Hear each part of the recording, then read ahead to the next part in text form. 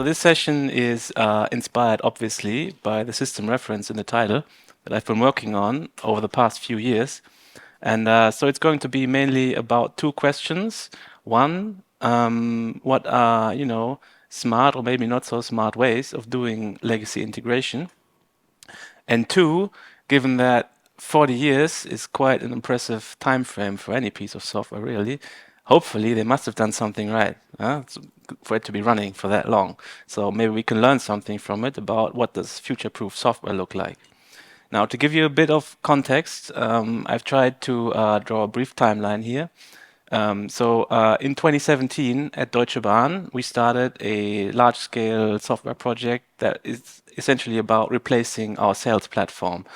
And what we do is we have two main use cases. One, we inform our customers, like what connections are there, what trains are running, are there any delays, issues, whatever. And second, we sell tickets, obviously. Now, to sell tickets on trains, we need to also be able to sell seat reservations.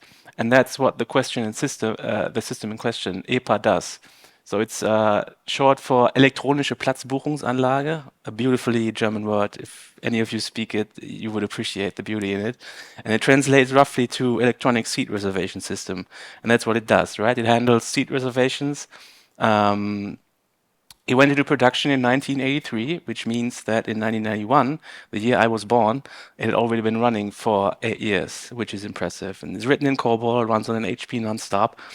And so when we started out with our new platform, we decided that we wanted to go very early into production to get early feedback. And so we made the decision that we wouldn't, migrate away from it at the get-go, because that would be a big undertaking, and instead start by integrating it, right? And that's how this came to be. Now, when it gets to the actual integration part, the first thing you do really with any legacy system is you start, talking to people. There's no way around it, even for nerds like us. And in this case, this turned out to be a bit of a dead end, actually, because it turns out most people involved with it were either retired or in some cases even deceased. That's not exaggerated, so not much luck there. Then the next thing you do is you take a look at the documentation, and I was halfway prepared for them to tell us to study, written, printed out documents. But as it turns out, at some point they decided to go for HTML and CSS, which is great. But our joy was short-lived, because at some point they decided they wanted to go fancy with the documentation. They wanted to have like a fancy layout and menu, and so they did ActiveX. And so with any modern-day browser, you can't access it. And so there's like a documentation on how to read the documentation. It's all a big pain. And so the last resort really is, and this is the case with many legacy systems, often there's like the one mastermind behind it all. And this is him. I'm quite proud of that picture, actually. If you knew the guy, the actual guy, he looks very much like this, even, clothing, beard, hairstyle, everything. And so, we started picking his brain, essentially. And there's a couple lessons learned here. So when we think about future-proofing software, we mostly think about the technological stuff, but you need to also take into account that, the organization around it needs to stay alive as well, because software is always socio-technological entity. And at the same time, you need to also think about how are you going to do your documentation so that it's going to stand the test of time. Nowadays, many people would go for something like Confluence, I guess. Is Confluence going to be around 40 years from now? I have no idea, but I have my doubts. Anyhow, we started picking his brain, and we asked him to explain to us, what are the key features we're looking at here. And he said, okay, first, it handles seat reservations on trains. No surprises so far. And then he went on and said, it can also do seat reservations on ferries and trains, on ferries and buses, sorry. That's a bit surprising, but I can see how, even buses and ferries might have seats with numbers, and you can make seat reservations on them. And then he went on and said you can also make reservations on car parks. And that's where, things start getting a little weird, I guess. And then finally, he revealed to us that the system in question actually also handles all the stuff related to pricing, invoicing, billing, so on and so forth. And this is where things get ugly, because, from today's perspective, this is obviously a violation of a single responsibility principle. And this is where things get nasty. And this is really, in my opinion, what kills most legacy software in the long run, and why they become black boxes, because they get stuffed up with so many features, scope creep, right? That in the end they become unmaintainable. Now about the actual integration, it's quite simple, really. So our new platform, the sales system, it's called Movas on the left hand. It's for mobility, vending, and services platform, I believe. So you have one system on the one side, and then you have a bunch of satellite systems on the other, in this case, EPA. And from an enterprise architecture point of view, all it really takes to do the integration is you draw a line and you're done. Now, unfortunately, we all know that in practice, it's not quite that simple, because unfortunately, there are some details that matter. And what I can recommend to anyone, what's actually been, I believe, one of the best decisions we ever made in the entire endeavor, is we use a simple yet very powerful pattern. I'm sure you've all heard of it. It's probably the first one you get into contact with. It's the adapter, right? Because remember that ultimately our goal is to migrate away from it, obviously. And so this was like a sort of interim situation where we started out by integrating it, but ultimately our goal is to move away from it. And so from the perspective of the system we're building, we want to have a stable API that's modern, or as modern as can be.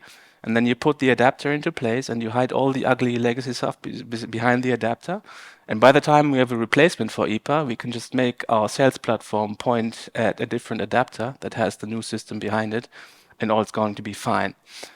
And this was really a very good decision, and I can only recommend you do it the same way. It's just that this pattern sounds very simple in theory, but in practice, if you apply it to systems of this scope, it's actually not quite that simple, because with these legacy systems, they have a tendency to have a strong desire to creep beyond your adapter, and it will try to infect the system you're trying to protect. So that's something you have to keep in mind, really.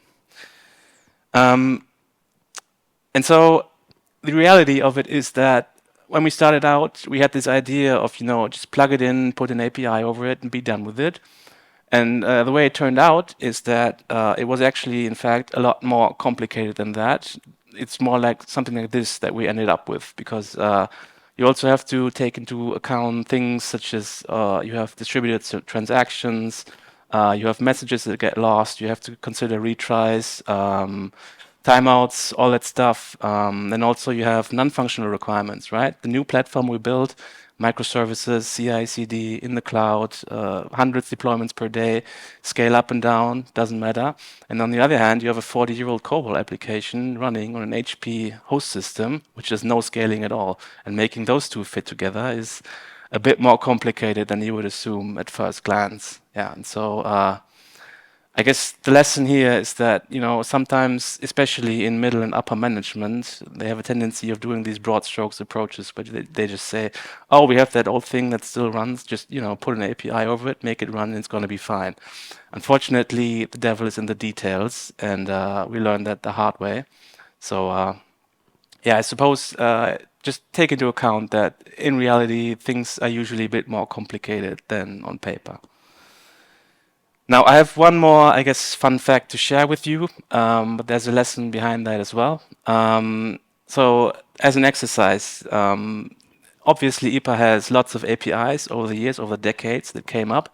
But obviously, since core functionality is seat reservations, this one, the API that does actual reservations on trains, it's one of the oldest ones in the system, and it shows.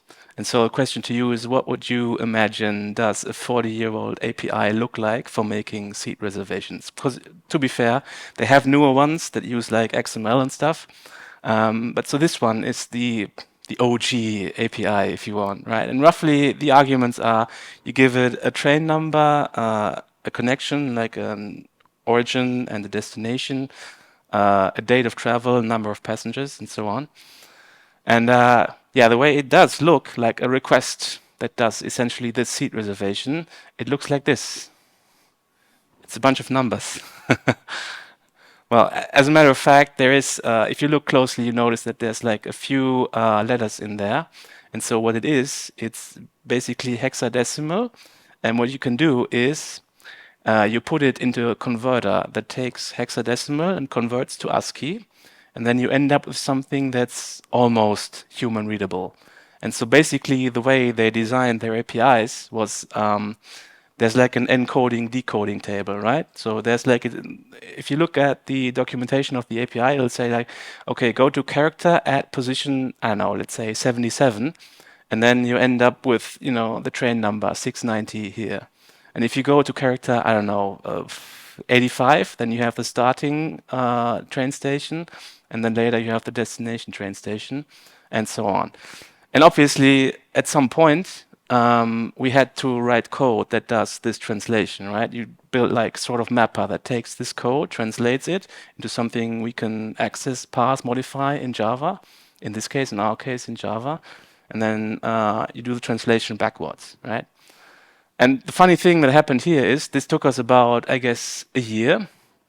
And we actually fell into the same trap that they did because so no one could really explain in, you know, English to us how does it work. Instead, we had to read through the documentation, and it had become sort of a black box. And so over the course of about a year, we started, you know, writing the code for doing this translation. And then, as it is in all software projects, people come and go over time. And so there was only a very small amount of people who knew all the down nitty-gritty details of this stuff. And when they left, the knowledge left with them. And so the piece of software that did the translation from the old stuff to the new became a black box in itself. So you got to keep in mind that, you know, whenever you have changes in your organization, you need to make sure that the knowledge carries over. And actually, the crazy part about it is that, you know, whenever new people come and join the team, what they will do is they only have to get into contact with this very deep down stuff occasionally, and their natural instinct is going to be, oh, that's very ugly. I'll try to avoid that. Let someone else work on that user story. And that's exactly what gets you into the kind of situation. So you need to really invest into doing lots of pair programming and guiding them. Okay, so there's a bunch of things to unpack here. First of all, coming back to, I guess, the original question, what does future-proof software look like? I came up with this famous quote. It goes like this: prediction is very difficult, especially when it's about the future. And that's true, isn't it? I mean, the hard part is we never know what the future holds, right? You can't anticipate it. Even no matter how flexible you are, how many configuration options you give, you'll always end up with a situation that you didn't anticipate. And the next best thing you can do, in my opinion, is try and avoid doing fancy at all costs. You all know about KISS and try, and there's actually a lot of truth to it. So whenever they decided to do things in a fancy way, in a non-standard way, it always gave us a big headache. So I guess the best thing you can do really is to do things simple. But of course, in certain situations, it's warranted to make an exception. Things that come to mind are, let's say, you have performance-critical parts of your application where you have to do fancy stuff. Perhaps in certain cases, there are requirements by law or something you have to adhere to, and then there's no way around it. And if you do, then please, for the love of God, document your decisions and your reasonings so the people come behind you, they understand, right? And we had 2 good sessions on ADRs over the past 2 days, and I think ADRs are actually a great way of doing that. And then, as I said, be aware that you need to manage not only the technical parts, but also the parts regarding teams, knowledge, and organization. And then over the years, I've worked with quite a few legacy systems, and actually what does them in at the end, in my experience, is usually feature creep. It really is the grim reaper of software, in my opinion, because this is where finally things become unmaintainable. So whenever someone with the best intentions comes up and says, hey, let's pile another cool, great feature onto our product, you need to decide carefully if it wouldn't be better to make it a new system. Again, beware of these broad strokes. You know, how hard can it be? This always ends up being a mess because the devil does lie in the details. Adapter pattern, very simple, but still very powerful and still also very hard to do actually properly in practice. And then finally, I'll close by saying that I believe we have a tendency of approaching, or I guess legacy has a bit of a bad rap. You know, everyone is going on about, I want to do the new cool stuff, but in reality, Every time I have worked with legacy, I always, when I look back in retrospective, I always think that I learned so much doing that. Like, for example, with this one, we had distributed transactions, we had TLS protocol, timeout chain, circuit breakers, service mesh, so much to do. And I always saw it as a great opportunity to learn, really. And I encourage you to treat it the same way. Right, that's it. Time's up. So for those of you who would like to ask me questions, just approach me afterwards. I'll be happy to take them. Maybe you have your own short stories to share. And again, for those who are leaving today by train, like me, may your train always be on time and the seat you reserved always be free. Thank you.